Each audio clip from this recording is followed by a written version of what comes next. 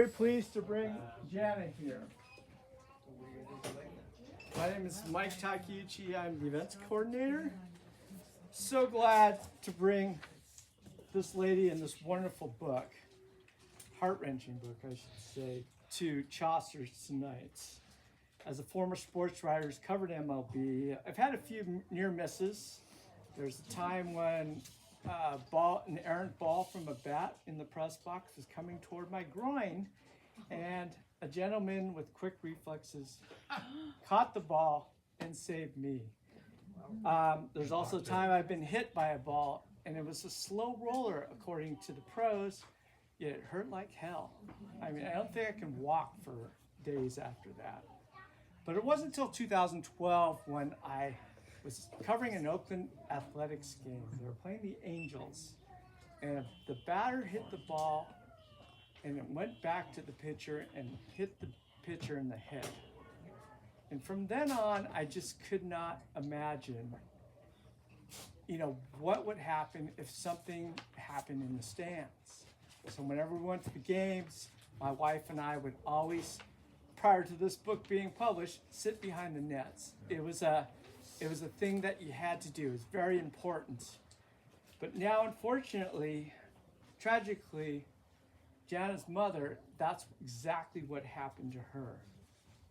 And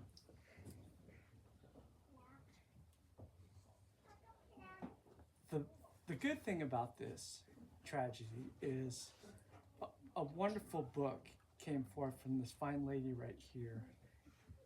And she really gets to the heart of not only who her mother was, Linda was, but also of the need for safety in the major leagues. Plus, it shows her desire to see a project through. So please welcome Jana Brody.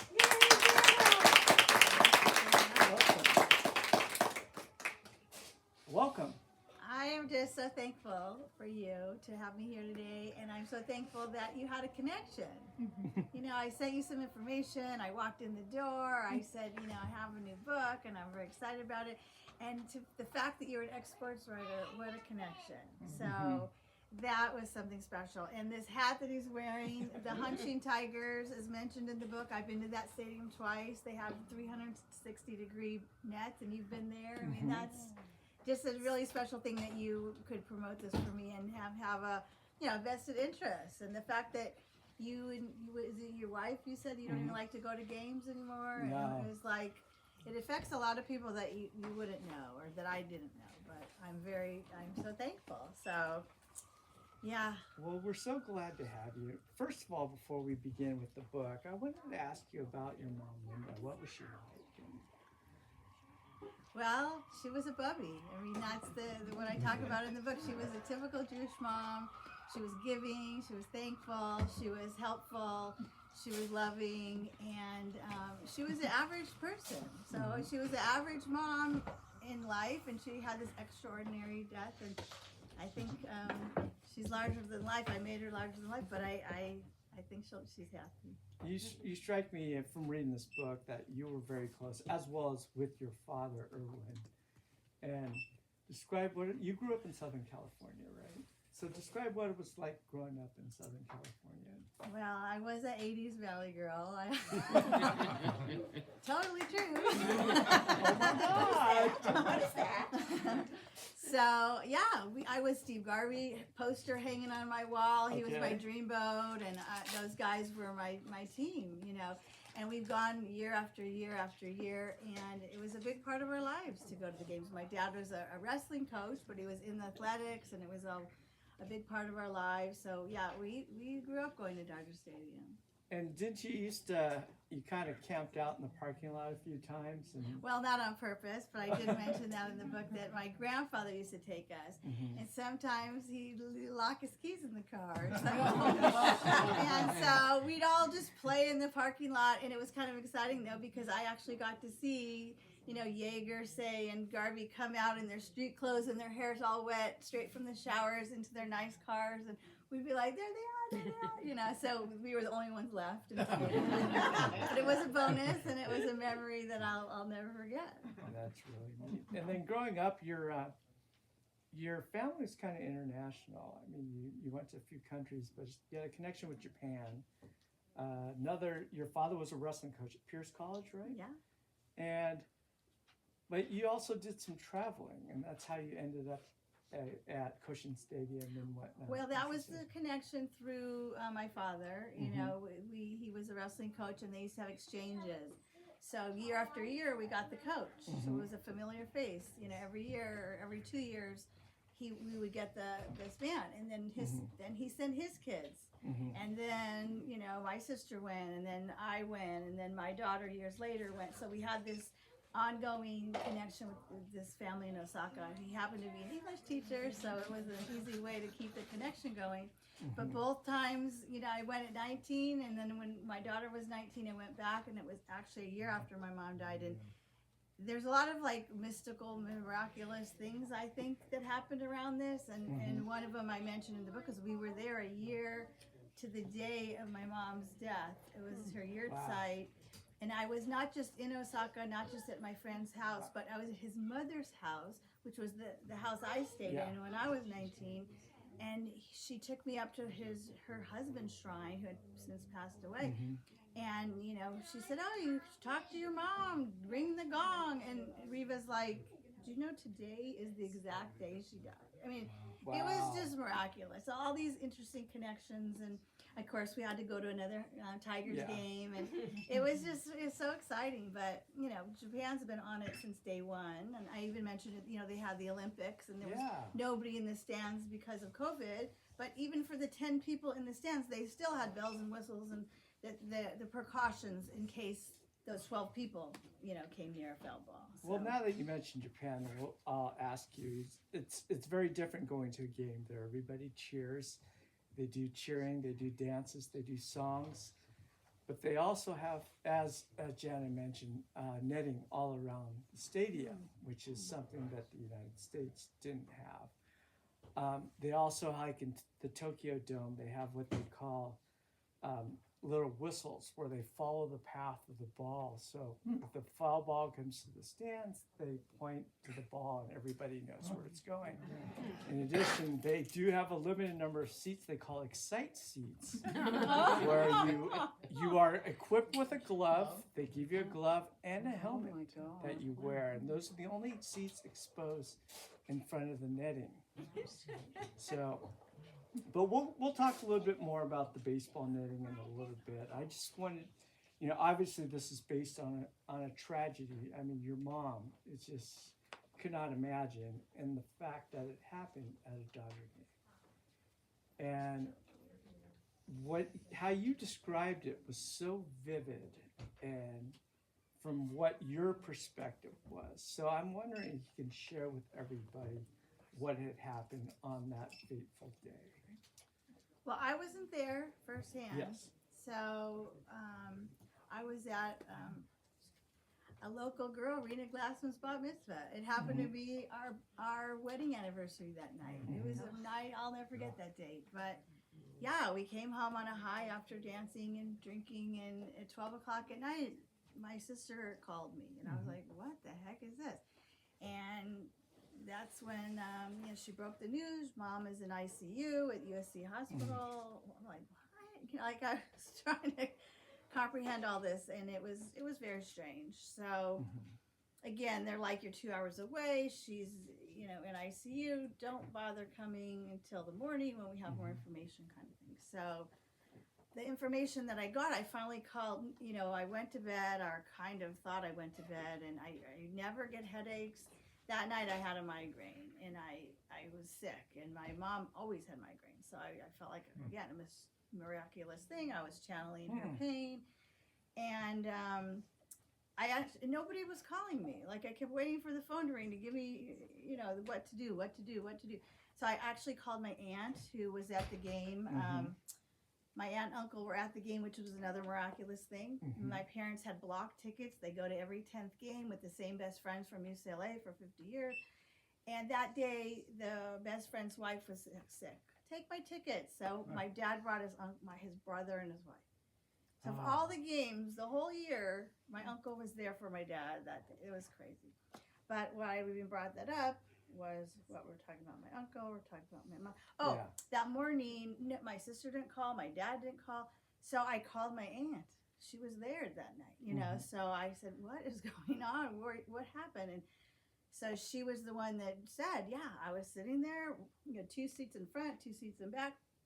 It was a rocketed ball. It bounced off your mom and hit Uncle Mickey in the stomach, and it was just a fluke of a fluke thing." And we all looked at her like, "Are you all right?" And she just said, "No, I'm not all right." And then the paramedic, usher came down, a paramedic came down, and they whisked her off. And in the ambulance, again, it was miraculous that my uncle and aunt could drive his car, and he got to go in the ambulance. And she started to cough, and that right away they put a tube in to help her breathe, and that was pretty much it. So it was about brain swelling in the end. And they did one procedure, correct? well, yeah, that night, I don't know what, but some kind of relief.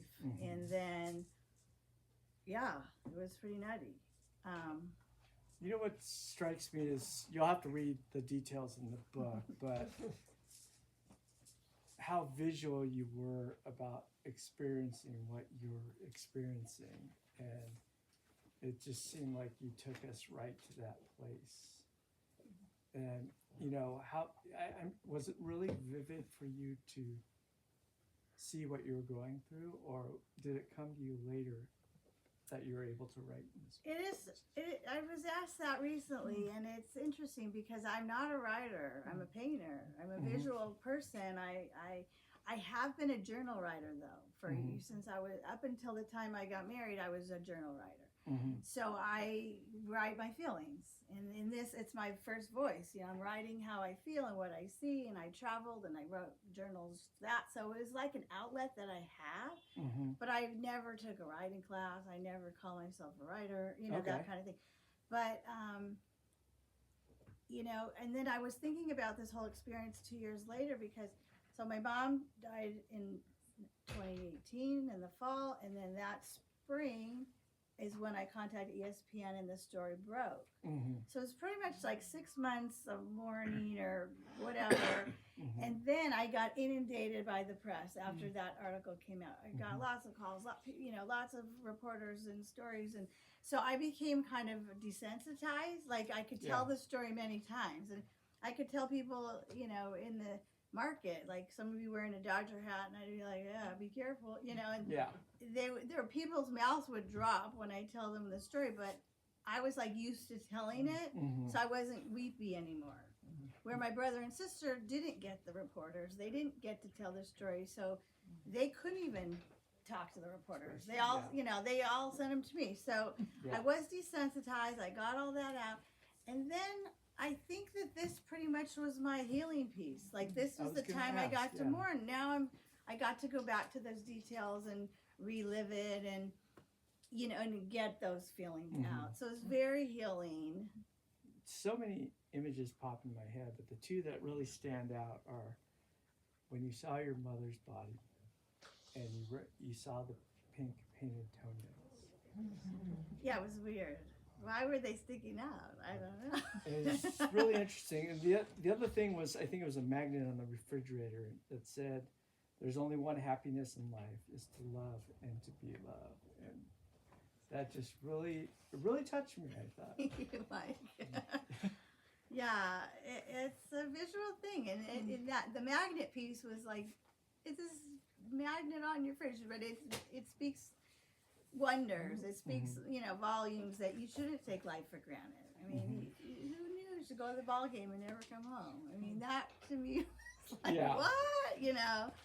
And the toenails, like, she literally was lying in the bed, and I have no idea why the blanket ended and her feet stuck out. So her head was on this end with this black, big old shaved head, big old spiky, hideous stitches sticking out. Like, I'm like, why are they covering that?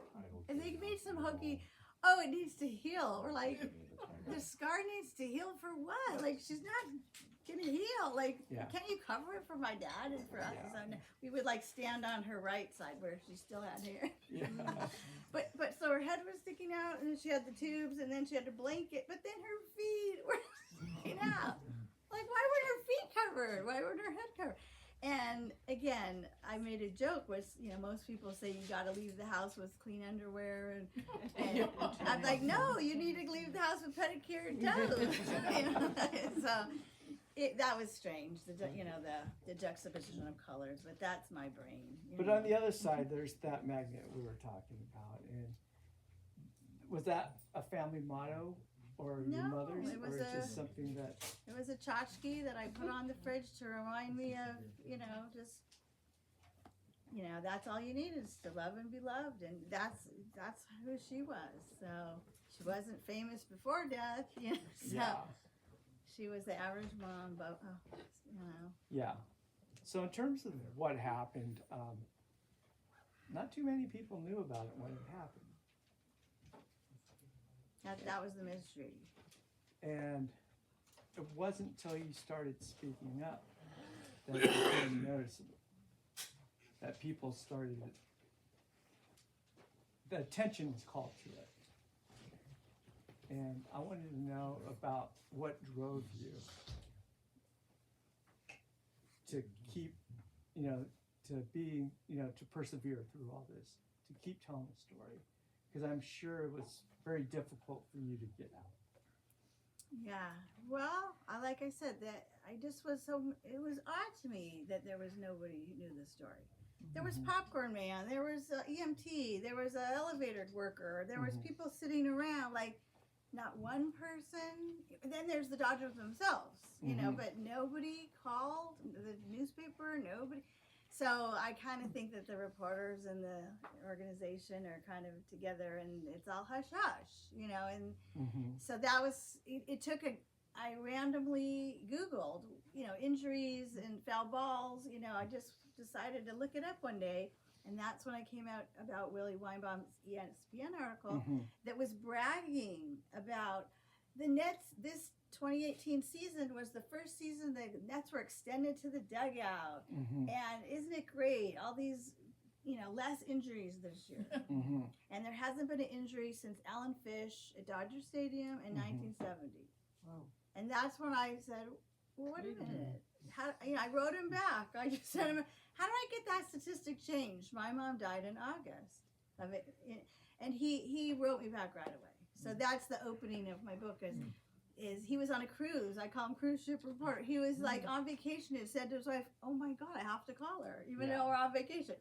And he was in New York, and he works for ESPN New York, so maybe that's why he wasn't a California contact. He wasn't embedded with the team. No, he wasn't embedded with the team. He was, ESPN is global or whatever. So he was a nice Jewish man. He held my hand through the whole thing. Yeah. He really gave me advice. He was amazing. And then the floodgates just went out, but it's true that 2018 season, there was Nets that were newly extended. They just weren't far enough, and they weren't high enough. So then the whole campaign was like, well, let's fix that. And thankfully, all this years later, the Nets go to the foul pole now, where they should be. And at Dodger Stadium, they did raise the net. So part of the commissioner's spiel was, every configuration of every ballpark is different. We need to research. We're like, no, you don't. Just put up the stupid net. Why are you waiting? In fact, there was a lot of incidences that were now, because I spoke up, reporters were more heightened to it, and the cameras were catching things, and reporters were reporting on it. All those children that were getting beaten, and it was a player fell to his knees. He saw it happen. Yeah. I mean, it's hideous. But all those articles would mention, and there was a death by Linda Goldblum in 2018. So it was an ongoing piece to push. What are you waiting for? Yeah. In fact, they just announced earlier in the year that minor league is finally going to raise their ballparks, but they gave them till 2025. So it's like, okay, 2 more years of injuries. Like, it doesn't take that long to put up the nets, and it doesn't even cost any money. There was a guy, another guy, an advocate, I talk about in the book, Jordan Scott. He's fan ball safety now. He didn't even get hit himself. He's just this charismatic New Jersey guy, and he researched it. 4 days and $50,000 is all it takes to raise the net. 4 days and $50,000. That's like a penny for the organization, for MLB. They're a $1 billion company. Yet they're giving them 2 more years to do that. I get my voice gets low. And then there's spring training, which has the teeniest ballparks. You're right there, and they, I'm part of a Facebook group that I mentioned called Injured Players of Major League Injured People. Yeah. And there's like 50 people on this Facebook group who vent and share their stories and all that, and most of them were from spring training and minor league parks, and so those parks are what we're still working on. And even the high school, Dos Pueblos put up nets. The balls were going in the pool. Yeah. And they finally put up the nets. It's like no brainer. Just do it. The high school level. So the colleges need to do it too. So if you were on the swim team at Dos Pueblos, you're in danger of getting hit by a baseball. At one point you were, but not anymore. Interesting. What I also found interesting, which is true, I kind of figured this, but you were talking about how like beat writers who cover the teams are embedded with the team. They're actually part of the team. I was going to ask you that. Yeah, they, even if you write for the Los Angeles Times, you're on the Dodgers. If you're covering the Dodgers, you're on the Dodgers. Otherwise, you kind of get shut out. You get shunned. You don't get the stories. So you got to play, whether you like it or not, you got to play the game. That's what we thought. And that's what was holding people back from making it public, I think. I think you're right. So. Yeah, and again, once it was ESPN, and then it was the New York Times, and it was Washington. The really nice article, the big old articles, and then the Times put like a teeny little. They finally had to, but it was like on page 3 in the back. Yeah, and they share. I don't know if they can't say that they share ad revenue or anything like that, but they profit off each other, and so that's what you're dealing with. And I wanted to know, that's got to be really frustrating for you, to go up against that. Well, it was frustrating at that point, but it was also frustrating just the organization. Like, I thought, wouldn't it be great they could spin it, and like all we really wanted was a little bit of closure. Like, longtime fan Linda Goldblum, rest in peace. A jumbotron, or maybe on a plaque on the chair, something Meet simple. with the team, but I thought, what a great they could say. Oh, we're going to be the first to raise the nets. We're never going to let this happen again. Twice on our field is enough. But no, they couldn't say any of that. Like that to me was odd. They didn't spin the PR. One of the. There you go. Yeah. I'm not good at all the statistics and all. I need my son here for that. But one of the stadiums who had a child get hit reacted quickly. They were one of the first to put it up. And I thought, see, that's good PR. Like, why didn't the Dodgers even, go on the coattails of good PR? Instead, it was just, hush, hush the whole time. Well, as somebody whose uncle is like the president of the Santa Barbara Dodgers, I grew up a Dodger fan, but also I could see the warts. And it's the same club that brings you Jackie Robinson, is the same club that moved into Chavez Ravine, which is a poor section of mostly Latino Mexican immigrants, and shoved them out of the neighborhood so they can build their new stadium. So they're by far perfect, far from perfect. Yes. But it just really, I guess I shouldn't be surprised, but I am, just about their callous reaction toward what your family's plight was. Yep. But poo, all this time later, they did, the nets are all the way to the foul pole, and they did go up. Not all the parks went up. So she was in the loge, the yellow up behind, and they did extend it higher there, which is what we wanted. Do you feel any kind of satisfaction playing the part that you did, toward doing this, or do you? It's not going to bring your mom back, obviously, but can you find some kind of solace? I should ask you. I do, and especially for my dad. My dad's going to be 90 this year, and it was his ball game partner. Like who's he going to go to the games with now? He's not going to go ever again. And it ruined it for him. And thankfully, I married a St. Louis Cardinal guy. Yeah. So St. Louis, I don't have to watch the Dodgers on the TV, you know. Well, we're blacked out anyway.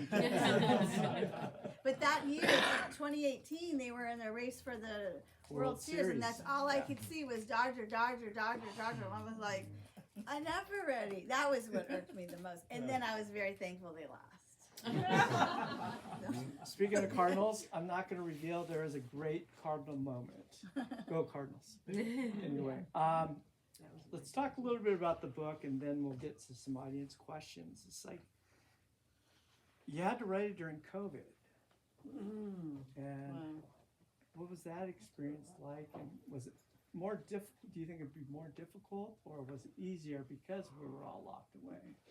Yeah, at the time, I didn't really, click, but it was right. It was actually 2 years from when that article went out. So it was 2021, January. So yeah, it was 6 months into COVID, exactly. And I was recovering from knee surgery. I was laid off from my job. So I didn't have much to do. So I was doing all these, I mentioned in the book, I was doing all these online things, networking groups, and I met this guy on LinkedIn, and he was like a badass something, entrepreneur, and he was like a book publisher, and he did all this writing, and he for some reason, the story, I was talking about my business and how I want to grow, and I'm, what can I do to pivot, kind of thing. Yeah. And then for some reason, this story came out, and I talk about that straight away in the book too. He's like, stop right there. You have to write this book. It's a book with legs, he called it. I'm like, he goes, yeah. That you already know reporters, you already know podcasters who will promote your book for you. Yeah. And, he's like, just do it. And I'm like, oh, that's too painful. I'm here to like dig myself out of a hole in COVID, and you're telling me to go back down that hole. Yeah. But I did. Just take somebody to like influence you. And I'm like, okay. And so he gave me the name of a woman, and she's like, here's how you write a book. I'm like, okay. So I talk about that in there too.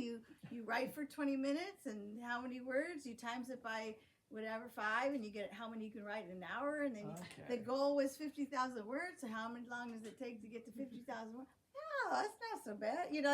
She made it break it down, and obviously I didn't meet that goal, but that was like 2 months, but it took me 2 years. But the amazing thing, again, I keep talking about miraculous. Every time I got stuck, I'm at 20,000 words. Oh, I'm at 30,000. And then I got stuck. A terrible thing would happen in the news. Another kid would get hit. A positive thing would happen, or something. There's my next chapter. And it just kept me going. So it was very strange how that happened. Even to the very end, I took a course on writing a pitch letter to literary agents, and this is somebody inspired me to say, you try not to self-publish. I even said that in the book. But I finally got a great connection, a real literary agent. She was amazing, and she said something like, it's not documentary enough. It's too stream of conscious, which is journal writing, like the way I speak. So she said, it's not commercial enough for us, kind of thing. But I just took it that like, okay, I will self-publish.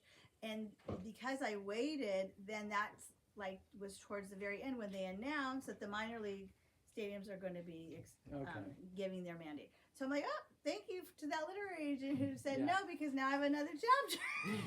So it just kept happening like that, and it was pretty neat.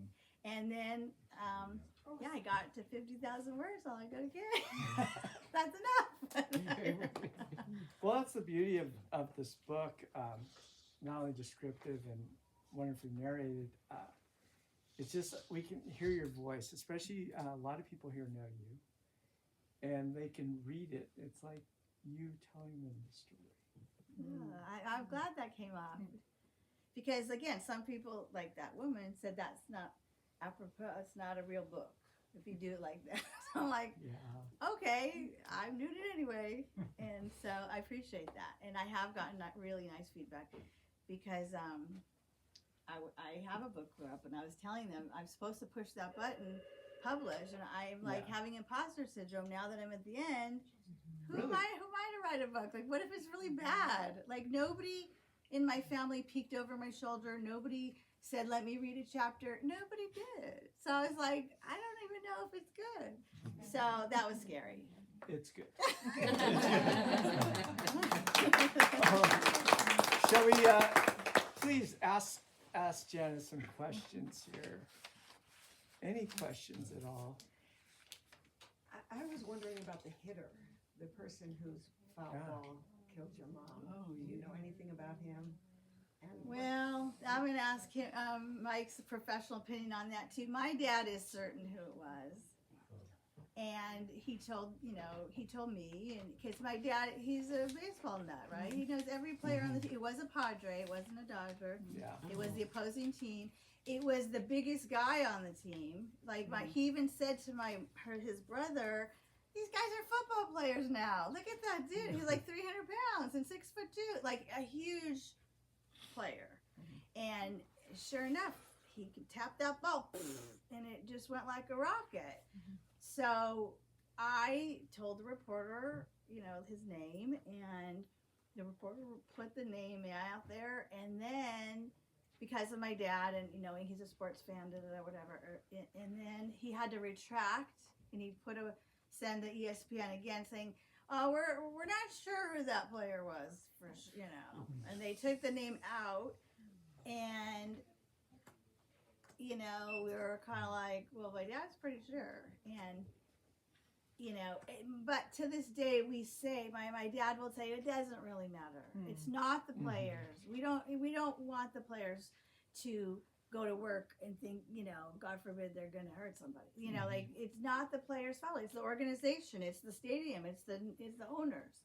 So it's okay that his name wasn't in there, and it's fine. I mean, Manny Mota is well known to hit Alan Fish, the 14-year-old boy. That's a famous thing. Lance Orozco interviewed me for NPR, and he said, I remember Manny Mota was my favorite player, and I felt so bad for him. Yeah.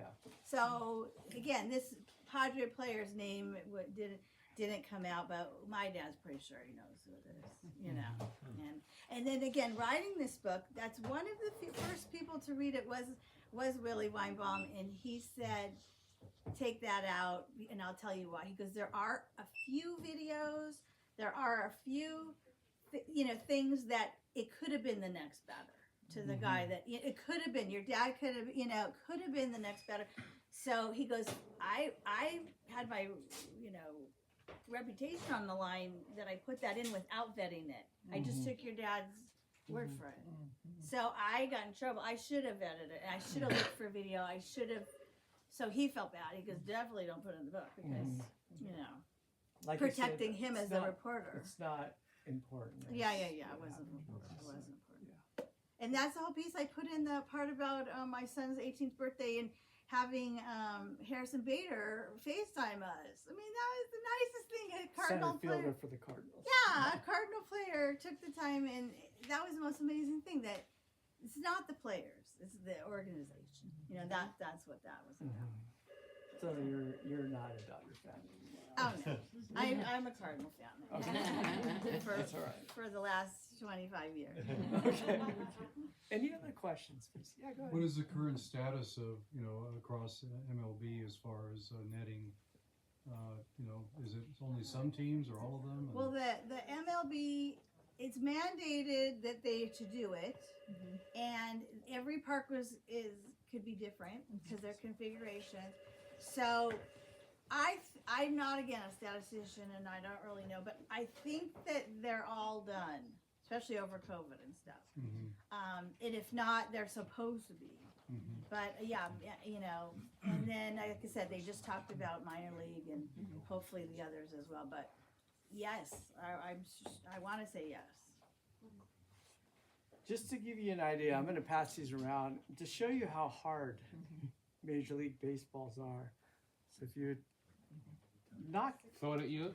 No, please do not. He's been there. Yeah. Just to get an idea of how dangerous it can be.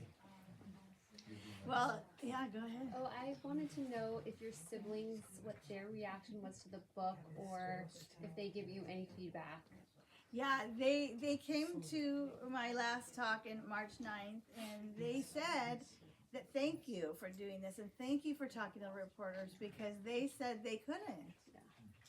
They had a loss for words. They didn't really know what to say, but because I initiated it and I got that inundation of saying it over and over and over, it was easier for me. Yeah. But they're thankful, and they all can, my dad's the only one that read it in one sitting. He kept saying, okay, one more hour, at night, it was 1 o'clock in the morning. But by my sister took her one chapter. It's the beginning. I'm warning you, the beginning is the roughest part. After that, it gets better. But the beginning is kind of rough on the emotions. And my kids, Reva, my daughter, read it backwards because her chapter's at the end, and she skipped her. She got to page 19 and was crying. She's like, I can't do this. So she skipped around. And my niece, who wrote the opening, they were like best friends, and she'll watch this to hear about it.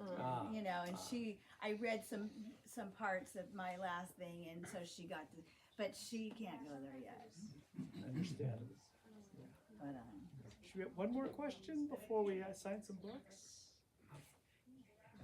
I guess I'm a little curious, because I heard about this a while back, and it's a monumental act to do that you did. But, and you're kind of in the game, or involved in it. Isn't there some way to pack 1,000 of these books and send them to the Dodgers? And I say, thought about that, actually. I don't know. Say no. something like, because everybody's got their defenses, but say something like, there's a woman who caused this to happen, to put nets up all around the league. I mean, it's an amazing thing. And I remember that, It took a village, though. It wasn't just me. yeah, but it's your book, and you started, and literally the day before she told me what the story was, I'm sitting with a buddy, we're at an Angels game, and I'm like, we're up there, and I'm going like, don't people get beamed by this every once in a while? I mean, Yeah. this is really dangerous, blah, blah, blah. The very next day I asked, she goes like, oh my God, you know what? And my point is, it's like, you did an amazing thing. You caused this enormous safety precaution to kind of come to life. I was in advertising. I would love to see somebody say, yeah, let's take 1,000 of these goddamn things and drop them on on everybody in the Dodgers, and let them read the thing, and maybe, God forbid, say thanks. Just a thought. That'd be nice. That'd be amazing. I mentioned in here that I did write a letter a big envelope letter to the commissioner, and it came back unopened. And maybe I had the wrong address, but it's all one building, and the mailman would know where to take it. It's like, and then I sent a second one, and then it never got a return. But the point I was going to say about that was, I write in there, maybe someone's who reads this. We actually put that letter in because my husband was able to take all the comments from all over the world of people saying, their reactions on Facebook. So those are all in there, and I want those to be read. There was a reporter, I forgot all about it, that I just reread it. A reporter said, I am a reporter. I didn't hear anything about this, and his reaction was totally interesting. And another woman said, I think I was sitting 2 rows over from your mom. It was a trip. So Yeah. I'm hoping someone's gonna read it. Willie Weinbaum gave me the maybe I should just do it. There is a what's his name? The publicist or the press guy for the Dodgers that I should have said this book is coming out, but I didn't because. I didn't want to I don't know. But I could now send it to him saying, oh, by the way, it's out, So I could do that. But I'm sure Willie Weinbach, you know, I had a blurb from ESPN about the book. JP Hornstra did a little blurb, and so I think that they would know. I would think. You know. If they do, they're not saying though. That's true. That's That's a weird great thing. idea, actually. I was thinking of the Dodger post-game shows in the left field or out there. Just go up to the camera because fans can walk by and There's just all show kinds this of ways. book. I know people that know the people that run the teams, and Yeah, there's the reporters that really should be the people that kind of spearhead it personally.